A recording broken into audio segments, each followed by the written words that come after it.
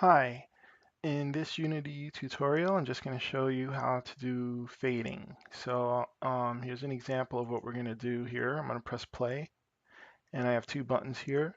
This is a panel control, and this is an image in the UI. So when I press the fade in button, it will come from, whoops, not there. When I press it here, sorry, the image will fade in, and the panel will fade into full alpha, and when I press fade out, the alpha will go from 1 to 0, which is invisible. So how do we do this? First of all, let me just explain the controls I have here in my scene. I made a canvas, and there is the event system, and I just dragged the event system to be a child of canvas, since that's the only thing it's for, and just make it neater. Then I have two buttons. There's the button fade in and the button fade out. And those I just have aligned to the left over here. Then I have the panel itself, which is just a basic UI panel. And then just to show you the panel, what I'm using when I fade is the image component of the panel, and it's this alpha of the panel that's being manipulated to fade it in and out. And then I also have, let me just put that up there, I have an image itself. Instead of just a plain panel, I could also have an image. So here's an image, and on the image there's also a color component to it, and it has the alpha, which can fade it in and out. So this fade method is working with the image components of a game object. And the game objects I'm using for an example are a UI panel and a UI image. Then I just have a text box here to show the alpha value at the current moment. So let's see, for the fade in button, let's go to the script. The controller here has the script, and it's just going to take a pointer to the panel, the image of the panel, and the image of the Hulk, so that I can manipulate their alphas. And then it takes a pointer to the text control, so I could actually put out the alpha value and display it on the screen. And then I have a thing here to control the fade speed. All right, so let's go to the script and take a look.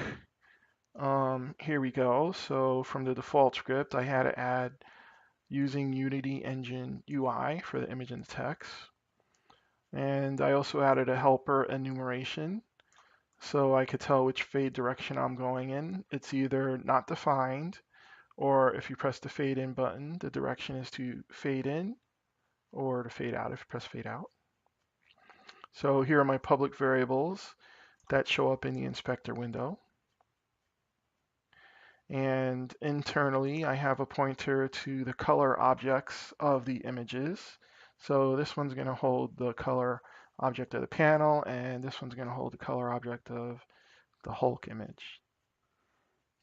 Then I have a float that's just going to keep track of the time passed. And here's a direction enumeration variable dir. So in the start's called when the game you press play. I just get I set panel color equal to the panel's color and Hulk color equal to the Hulk image's color. And you kind of have to do this. You can't just change panel color directly. You have to have a color variable and then set that color variable and then set the object's color back. I'll show you when we get to the update function. So here in the update function, based on which direction the fade is going in, we're either going to be doing a fade in or a fade out.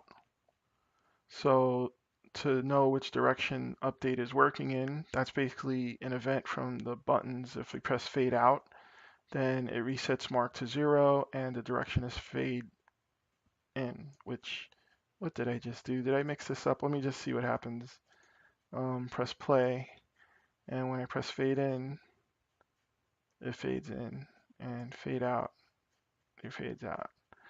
All right, to call those functions in my script, on the button, I scroll down to here on the onClick event, and I drag and drop the controller object, which has a script, and I call fade in. And then on fade out, I drag and drop the controller object here, and it's going to call the fade out function of the controller script, controller object. Okay, so these are working, right? So over here, what happens if the fade in, first it resets the time, and the fading is done, it's kind of done over time using Lerp.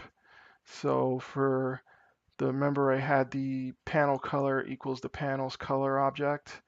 So the A is the alpha component, and I have the A Lerp, which means slowly change value from 1 to 0, and the percentage of that change is mark. So mark is basically going from, like as we see on the text screen, it's going to go from like 0 to 1. All right, and then after you set the alpha of the panel color variable that we have, then you could set the panel's color object equal to the variable.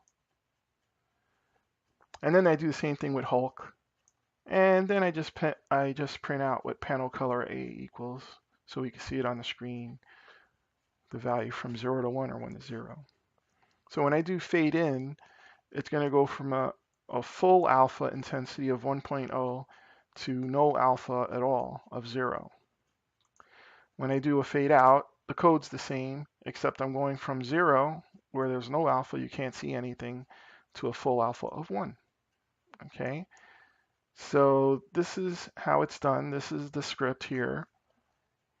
And I kind of made this tutorial because I was doing a menu and a games menu. And from the menu, when I press play, I wanted the menu screen to fade out and the scene to fade in. So I was going to use the panel object to cover over the whole scene. And that's how I'd make it look like the scene was fading in and out. And then I said, hey, you know what? Good idea to make this tutorial today. So there you go. And just for example of controlling the speed, let's see that. Here it's at 0.5. So the smaller the number, the slower the fade's going to go, as you can see. And the higher the number, if I say like 1, the faster the fade will happen.